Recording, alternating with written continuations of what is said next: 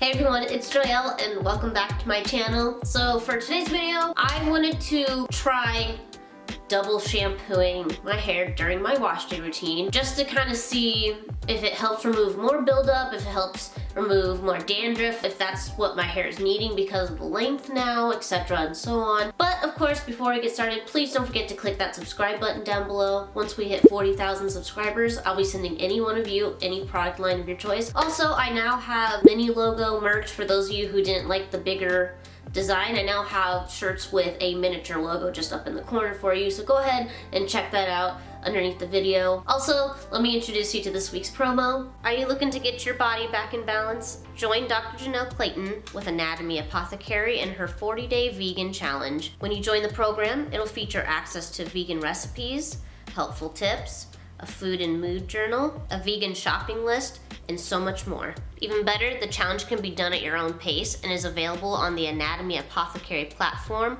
with a free membership and purchase of the program. And if this promo has referred you to her website at all and you guys are also into this sort of thing, you can also receive 50% off your own personal psychic energy reading, typically valued at $130. So go ahead and check out www.anatomyapothecary.com and let Dr. Janelle get you back on track. And if you're the owner of a black-owned business and would like your promo to sponsor a video, please send me an email at sharmainejoyel@gmail.com. But let's get started. So I wanted to experiment with double shampooing, mostly because I feel like as my hair has gotten longer, obviously the more product I will be using on my hair and the more product buildup I will have. Also, with how thick my hair is, I thought that maybe double shampooing would help, again, not only cleanse product buildup. Millie, I am filming. Come here. But my hair is so thick that, again, not only could it possibly help with product buildup, but maybe help clear up some of the dandruff that I do have on my hair, or sometimes I get these like random like itchy patches on my head sometimes, and I think maybe it's because I wasn't getting all that product off. This also was a good way of using up some of my leftover shampoos. So like with any wash day routine, I started off with my pre-poo. By the way, I did my wash day routine as you guys always see me do it. Pre-poo, shampoo, deep condition, conditioner, detangle, and then my leave-in. Obviously, the only variable that was changed was that I shampooed my hair twice. But again, I started off with my pre-poo, just pure olive oil, and applied that to my scalp, massaged all of it as best I could, and then went and wore my hotheads cap for about, I want to say like 30 or 40 minutes just to help loosen up my hair because it was dry and a little matted because I did this right in the morning, right after I took my bonnet off. So I left that on for 30 minutes, went ahead and rinsed, and started with my first shampoo. For the first wash, I used the rest of my Main Choice Easy on the Curls Detangling Hydration Shampoo. It's described as being able to gently remove buildup, so I thought that this would be perfect, and it also states that it will overstrip the hair. Again, something else I thought would be important. So this is what I used for my first shampoo. Of course, I put my hair into sections. I just randomly banned sections of my hair on wash day. I'm like, I don't want to take forever. These don't need to be perfect. I just need my hair divided up into portions so that I can actually work with it, right? And then I went forth and applied this to my scalp, you know, massaging. I kind of do this like massage scratchy thing, as I'm sure most people do, but I try to get really in there. I focus strictly on my scalp because the shampoo is just gonna move down the rest of the hair shaft and cleanse it that way. I'm not too worried about my ends. Shampooing process is strictly for my scalp. Went ahead, rinsed all that out, and you know, it felt like it normally does after my first shampoo. It feels cleansed, but not overstripping, because those are the shampoos that I prefer.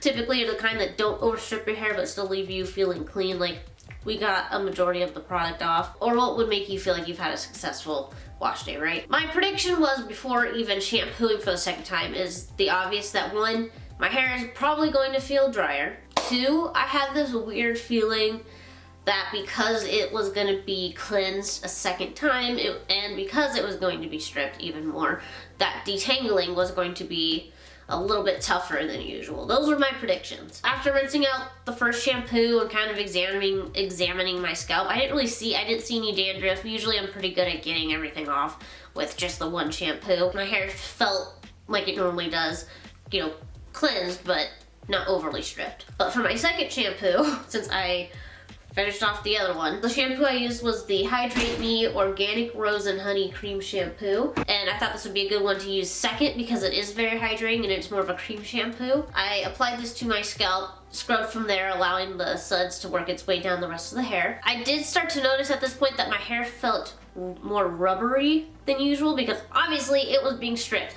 again.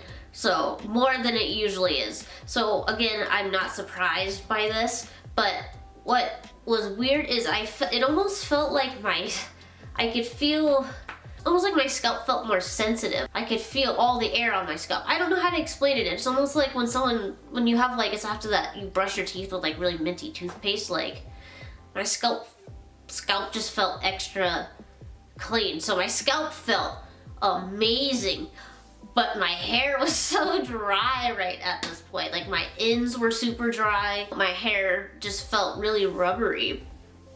Where this gets interesting for me is during the deep conditioning step, and I used the Melanin Softening Leave-In Conditioner for this step, where I just applied it to my damp hair in sections and then tied a bag on and left it for 30 minutes because you know that's how this product works. You don't have to use it with heat. I found that it works amazing without the heat. What I noticed, and I didn't actually get any footage of this unfortunately, I just did the rest of the wash day off camera because we were just doing shampooing. But what I noticed while putting the deep conditioner on was it felt like my hair was absorbing it. It was weird. Like I applied about 2 squirts and it felt like it was just like soaking it up like crazy. It was kind of weird. I'm used to almost like it feeling like it's sitting on top and then allowing the heat to soak it in, but like I didn't need the heat to get that feeling, if that makes sense. I was applying it and then it felt like I had just barely put any on, even though I'd put like 2 whole like, nickel-sized amounts on the section. It just felt like it was absorbing the product. And so, I went forth with my deep conditioner, and when I took off my plastic bag after the 30 minutes, my hair was soft, but it almost felt like I obviously didn't have as much residue on my hair. It was actually kind of nice. And then the conditioner I used was the Organic Rose and Honey Cream Conditioner from Flora and Curl. And this is what I used to go ahead and detangle my hair. Went under the water to get my hair a little wet so that it would be easier to work with, and then used like a squirt or 2 of this conditioner and put it on each section.